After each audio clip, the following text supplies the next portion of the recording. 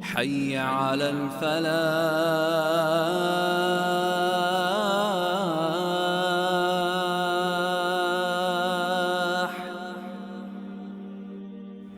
Assalamu alaikum wa rahmatullahi wa barakatuh, and greetings to one and all, to all our viewers on the Money Council. I have been attending the Islamic Finance Conference in Cape Town. It's the second one, or at least the first one after the COVID-19 lockdown that we've had, and we've had a number of guests from all over the world, including a very popular scholar from the UK. He's attended the conference as well, and one of the guest speakers through the conference. And just through my following on social media of the Mufti, he's very prominent in the Islamic finance space and dealing with relevant and pertinent issues like cryptocurrency, fintech, and a whole host of other dynamics in the Islamic finance space. And I've had the short opportunity of meeting him at the conference, and also to have a discussion with him about a few things that I'd like to share with the public and our followers on YouTube. So welcome to the Mufti. Assalamu alaikum, Mufti Faraz. Wa alaikum salam wa rahmatullahi wa barakatuh. We're very glad to have you here, and to have the opportunity to just have a short discussion and share some of your expertise and knowledge with us. Sure, it's a privilege and an honor is mine to be here with you. I've had a wonderful time in Cape Town and with the people here. Yes, and I believe it's your first time in Cape Town, if I'm not mistaken. I was in Durban 10 years ago. Yes, I believe so. Studying with the late Mufti rahimahullah. Yes. But yeah, this is my first time in Cape Town. Alhamdulillah. I've already made an intention to return with family next time. Inshallah. Good time, yeah. Inshallah, yeah. You should make contact with me, and we can explore some places. Yeah, inshallah. Mufti Faraz, last night you spoke at the gala dinner, and you touched on the Maqasid or Shari'ah, Maqasid or Shari'ah, which is the objectives of Sharia law that premises essentially the parameters that Muslims ascribe to in every part of their life. I guess with the Islamic finance lens, could you maybe just shed some light on that? Yeah, so I mentioned, and something that we all need to be aware of and conscious of is, when we say Maqasid Shari'ah, Yes. right? These are the higher objectives of Shari'ah. What does that mean? It means that if we practice on Shari'ah, it will lead to these objectives. These are outcomes, Yes. right? And I think many times in our discourse, what I've noticed is, we treat Shari'ah separately and Maqasid separately. We think that, these are goals in and of themselves to reach. But Allah has shown us the way how to reach these goals is through practicing particular. So for example, let's just take the protection and preservation of faith. Yes. Right? How is that preserved? It's preserved through strengthening Tawheed and your ibadat, right? Your worship and your recognition of Allah. Protection of lineage. How is that preserved? It's preserved through nikah. Yes. Right? So if we make practice on nikah and what nikah teaches us and the Sharia teaches on nikah, that'll preserve lineage. Yes. And the other rules to do with family law. Protection of your intellect. Yes. How is that preserved through Sharia?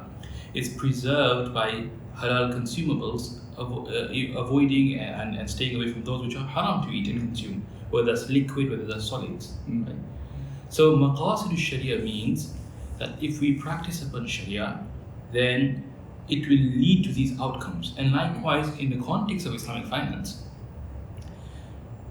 the Maqasid or Maqsad of Sharia, which is most pertinent, is the protection of wealth. Yes. Right? How is that manifested, and how does Sharia preserve our wealth? Well, Islamic finance is the battle against riba. Yes. By practicing on Islamic finance and doing our trade, transactions, investments according to Sharia principles, we will naturally preserve our wealth. Yes. Okay? Yes, there's ways and there's discussions on how to optimize that. But there's a discussion of optimization, right?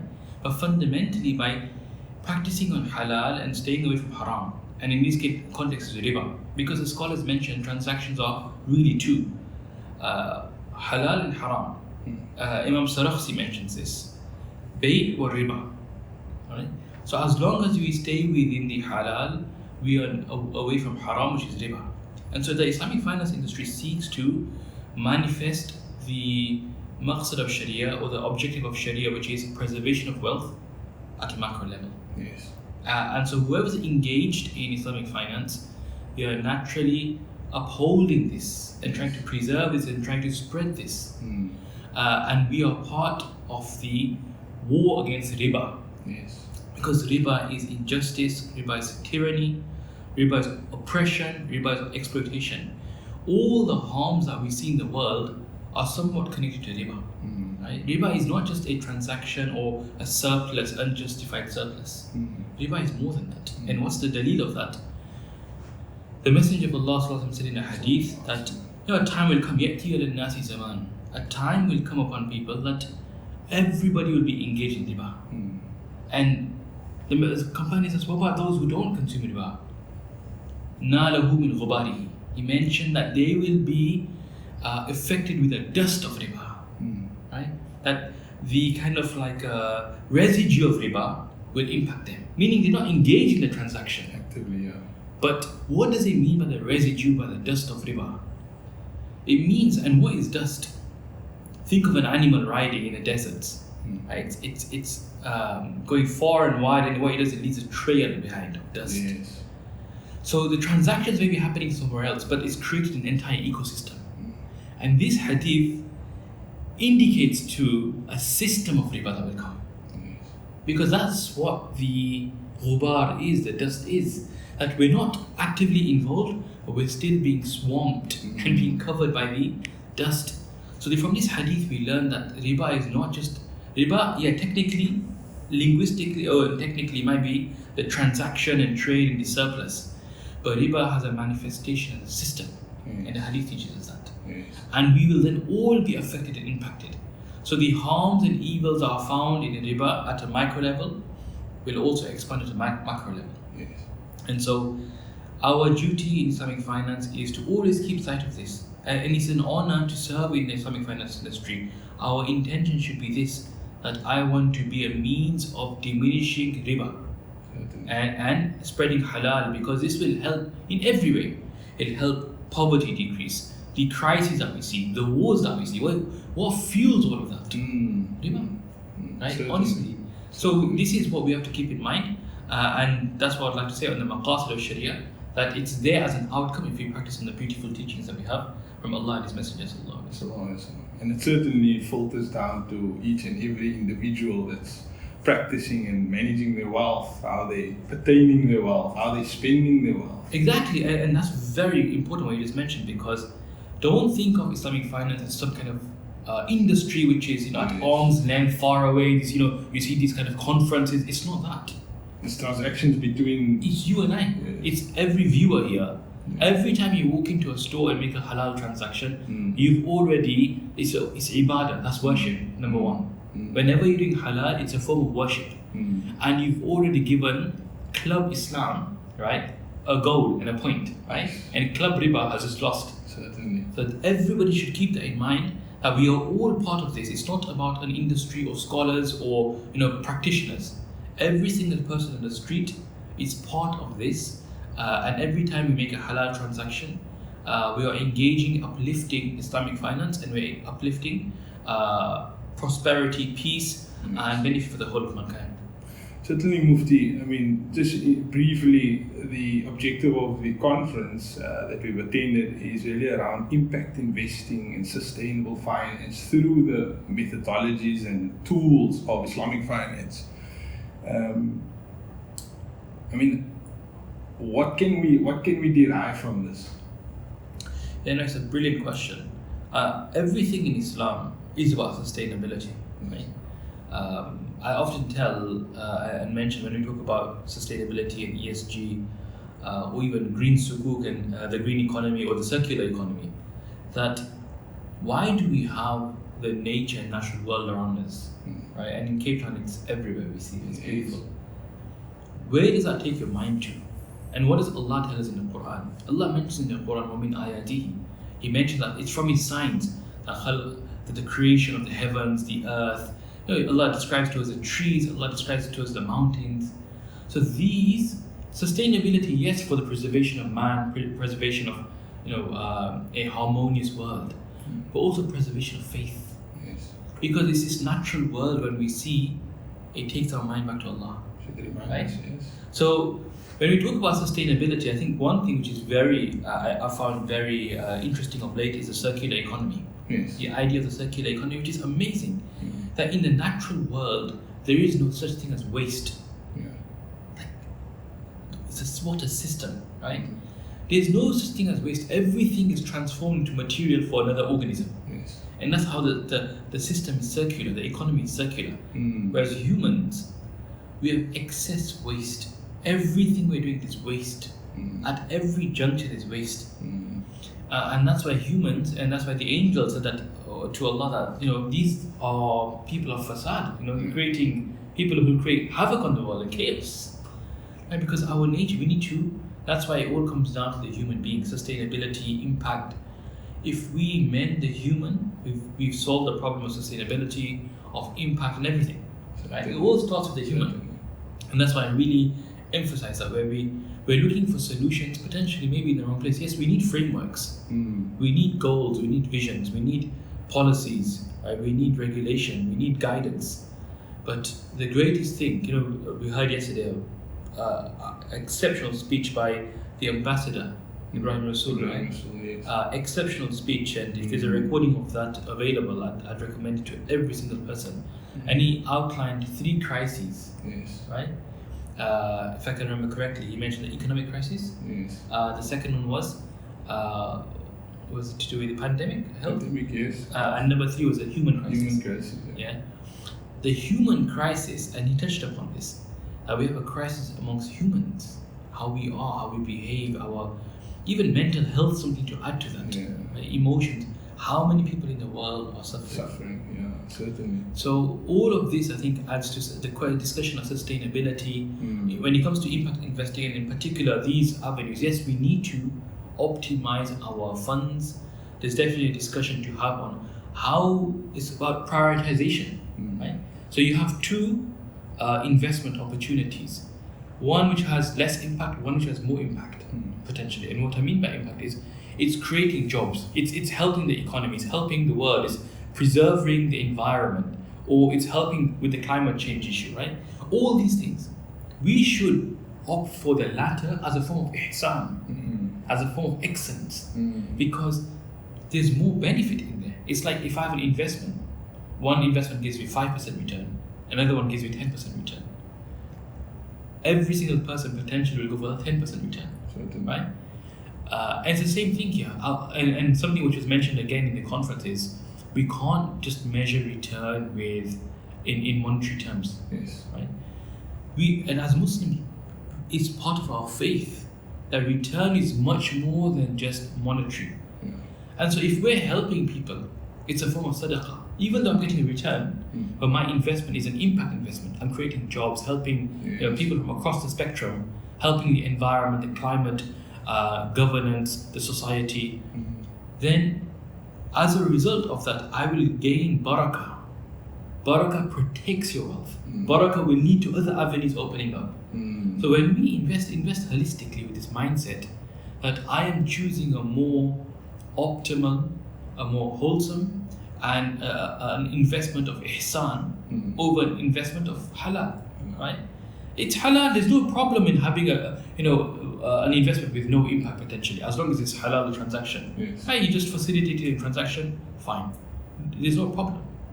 But it's a discussion of prioritization. It's a discussion of what's better. When it's different alternatives and opportunities. Certainly. So we take this one, the one which has more out of ihsan and out of seeking reward with Allah, and our return will be multiple. Yeah. Mufti, then you obviously live and you professionally operate in the UK market, and if one looks at the South African market from Islamic finance perspective, it would always be nice to see, or beneficial for us to be sharing ideas and thoughts and solutions. Perhaps 2 or 3, benefits or tools that have worked in the UK Islamic finance market, especially with thinking of the secular and the more conventional solutions that are out there. that is alternatives to business, to individuals, etc. I think in the UK, one thing that we've realized in the last 4 or 5 years is the necessity and need for awareness and education. Yes. Because many people are still unsure or unaware of what Islamic finance is. And maybe that's because, my weakness and our weakness, that we've not been able to simplify the message. When we talk about Islamic finance, it's typically very technical. It's very, full of jargon. And that's my personal approach has been, and now trying to adopt, is try to simplify the message.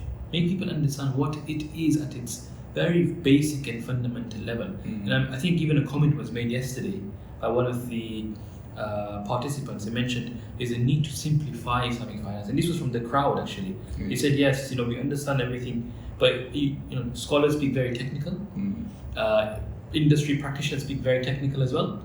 And so the normal person in the street, the average person who will have a deposit, who will have an investment account, who will have a pension, how do they relate to all of this? And that's why there's a need to storytell, make it easy for people. Like, how am I benefiting? Why is this important? Why I need to stay away from riba? It's about just joining the dots. When you join dots, as kids we say, coloring book. All these coloring books, and that's what's required here.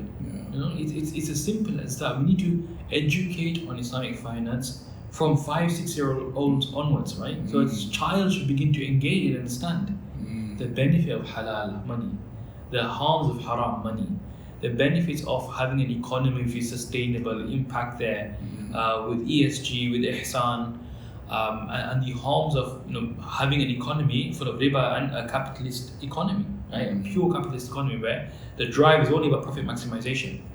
So from the UK perspective, I think number one is awareness and education, which is key.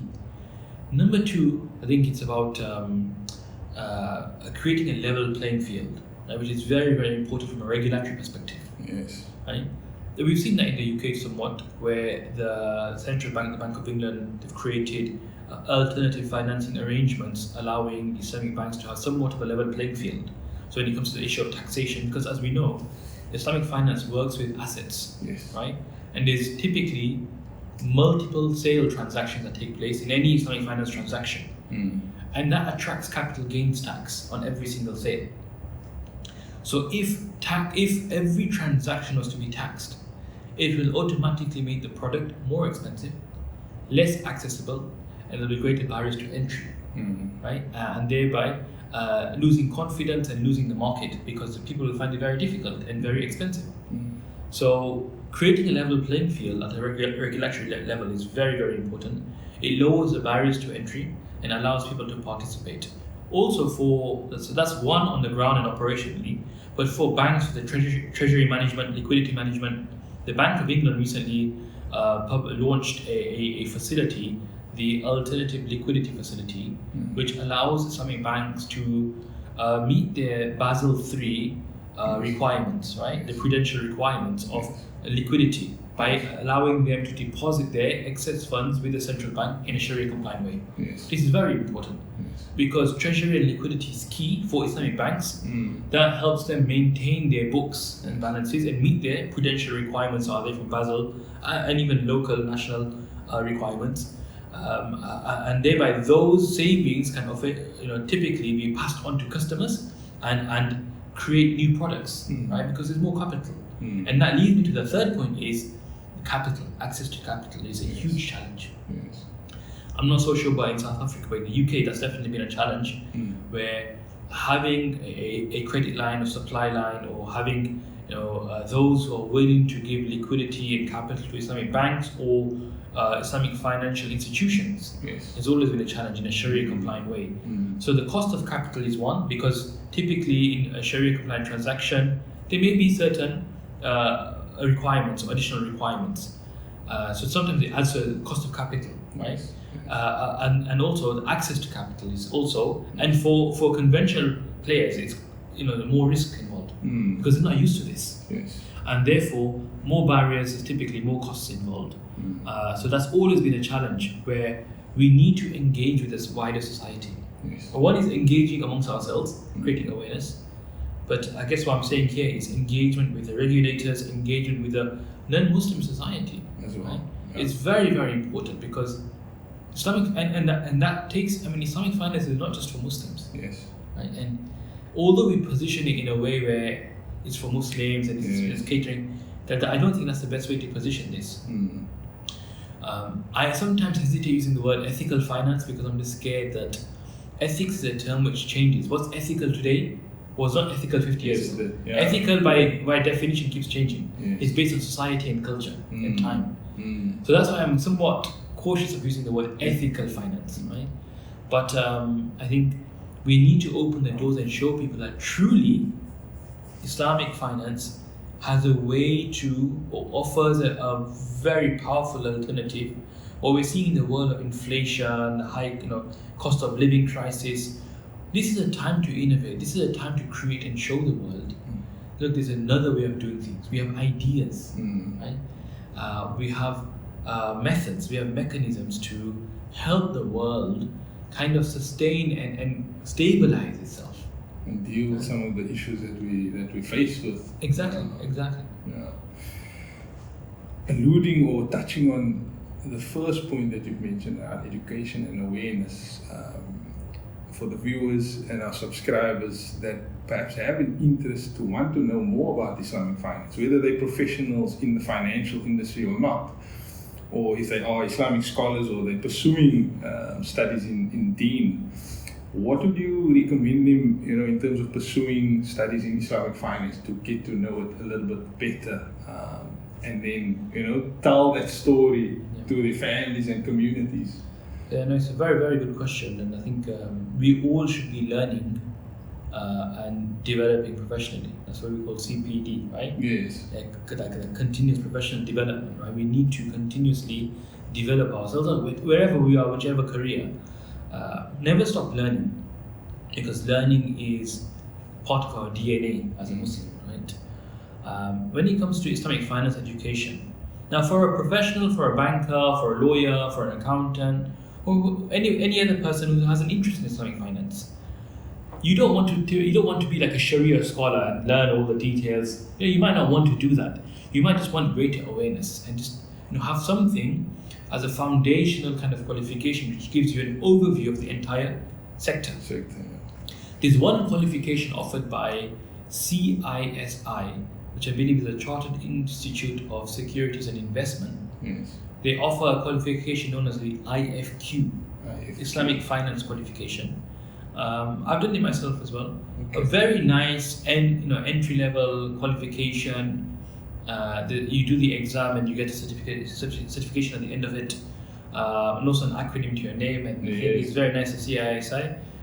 It's a very, very nice qualification. It's simple and easy read. You have a whole study textbook. You take the exam, multiple choice exam, and I found it to be very beneficial as a very entry level qualification. Then, if you're interested to go further, like now you're a practitioner, you're in an Islamic bank, or you are in an Islamic asset management firm, or the Takaful sector, you need a bit more potentially, right? So you've done the IFQ. Now, what I would recommend is, which is quite up there, is the CSAA. Which is the qualification known as the Certified Sharia Advisor and Auditor, offered by IOFI in Bahrain. IOFI is the Accounting and Auditing Organization of Islamic Financial Institutions, which is based in Bahrain. It's a global standard-setting body. So they set standards for the Islamic finance industry globally. There's 61 standards they've released. They're accessible online on their website. But they have a qualification known as the CSAA, which is very, very good. It is quite deep and quite technical. So it's a long study, and you have to really work at it to understand everything and pass the exam. But I would definitely recommend that for those who have either intermediate or at an advanced level and they're practitioners in Islamic financial institutions.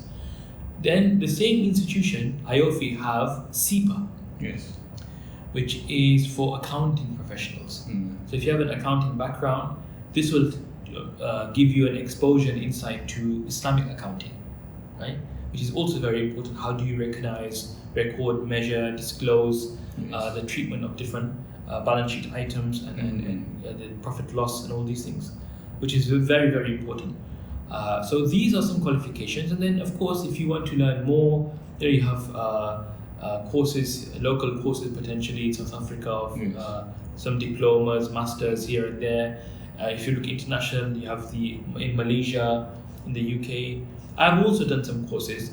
I delivered a course over 2 years, right, with IslamicFinanceGuru.com, right, a company in the UK which educate on Islamic finance and have done a tremendous job in educating the world, and especially in the UK, on Islamic finance. And so we did a 2-year course based on the Majallah. Majallah was an Ottoman text, very famous in Islamic finance. So we had over 100 students, for professionals, bankers, lawyers, people from all backgrounds, all across the world. And it was really good because what we did, it was every week we had a 2-hour session. And this is something maybe you should find somebody locally, create some kind of like network to do this. We created a group, right? Now this group themselves were experts and professionals from different backgrounds. So we had entrepreneurs there, we had founders of startups, we had investment managers, we had fund managers, we had bankers, lawyers, and it's just about complementing one another. We had some scholars, right? So yeah, the lecture there'll be a show there'll be a lecture for an hour, 1.5 hours, discussing things. We'd have a Q&A, a discussion, call industry practitioners to give a few insights, and it was amazing. It was absolutely amazing because one of the best ways to learn is that network. One is you just learning something at home, but then when you're part of a group, so we had like a Telegram group, right? We have like breakout rooms where you just like virtually you're connecting with all these people, all these professionals. So now, as an example, if I have an issue, I want to understand something. So I was teaching on guarantee, security, mortgages, pledges. So in English law, you have 4 types of securities, right? You have like charges, mortgages, liens, pledges, right? There are different forms of collateral in the English law sense. So I was just explaining this and how it all fits in with Shari'ah, right? And so one of my students is a lawyer, right? Practically works at a very top law firm. I said, look, it doesn't make sense me explaining this. The students here, lawyer, you take over, you explain this for everyone, and then we can have the discussion. And he jumped in and he started explaining. Now, the value out of that is, exponential, because he'll come in with different case laws, different experiences, different challenges, questions as well. He understands Islamic finance because he's been studying for 1.5 years now. So he'll say, yeah, but this is a question that comes to mind. So I think a network way of learning, where you have all these professionals, so you mentioned all these bankers that you have potentially, people of interest, create a network, create a group of people and find a local sheikh, whoever you feel comfortable with, and study. And his knowledge of Sharia will be complemented by the professional's knowledge and their experience. His experience and your experience together will create the best outcome for education. Most beneficial, I mean, I did the master's MBA, and it's the same concept where you have industry professionals, they're all coming together and they're sharing ideas. It's working groups. That's what makes the MBA so powerful, right? Otherwise, if it's just theory, and this is a problem. Many people say that I understand the theory, but in practice, what's happening? What's the practice, and the synergy that's created with different professionals is just amazing. Mufti, there's so much that we can discuss, but your time is precious. You're off on Umrah, and may Allah make it beneficial for you and accept, and all best wishes for you and your family. And we hope to see you again in South Africa, inshallah. Most definitely. I've already told my family, get ready, have your bags ready. We have to visit South Africa. Jazakumullah khair for you. I just like to, one last thing to the viewers is that please, as much as you can, spread awareness on Islamic finance. Subscribe to the channel, like the channel, share it with everybody. Inshallah, it'll be a reward for all of us, and if anybody changes their life, it'll be a benefit to all of us. Jazakallah khair. Assalamu alaikum wa rahmatullah. حي على الفلاح.